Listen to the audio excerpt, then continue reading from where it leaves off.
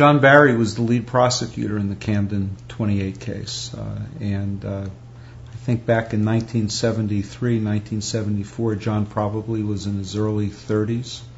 He was passionate, and he was idealistic, he was honest, he was smart. In a lot of ways, John was kind of another side of the coin of the defendants in this case. I think he came from a working-class Catholic background, product of a Catholic school education. But more than anything else, when I think of John, I wish he were here today to do this interview. I'm sure he would do the interview today if he were. He was a passionate, idealistic man, good man, and a fun guy to sit down and talk with, have a drink with. And I can see John in his closing.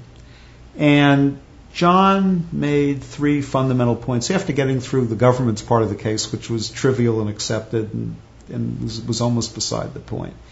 He said that the defendants took the position that their act was an act of conscience and that they were proud of that act. He said at the same time they were claiming that they were entrapped and wouldn't have committed these acts that they were proud of and wanted to claim responsibility for, but for the participation of the government's informant, and that as a legal defense that should excuse them from responsibility for their conduct. And finally he said that the defendants also said that if you didn't find their legal defense acceptable, then you should acquit them anyway. That was essentially the structure of John's closing. And the most passionate part of his closing were the last few pages of it, where he spoke about the importance of this society, being a society of law, and what rejection of the judge's legal instructions would mean to society. John said, look, I recognize that the world is not going to unravel if you acquit the defendants. But you really have to look at how difficult it's been to establish the rule of law in this country, what a struggle it's been. I'm sure he was thinking back to English history, going back hundreds of years.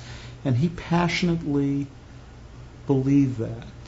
And I underlined about a paragraph. I don't know if you're interested in having me read it, but this is what John said at the end of his closing and at the end of a very trying 3-month trial.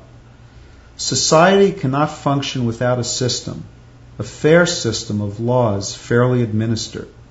We have ways of provoking change in this country, lawful ways, legitimate ways.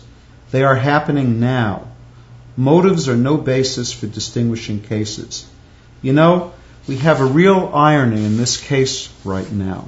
We have a situation going on down in Washington, D.C., turned out to be Watergate, involving other individuals who allegedly broke into a building for political motives. They had political motives. Is that a defense?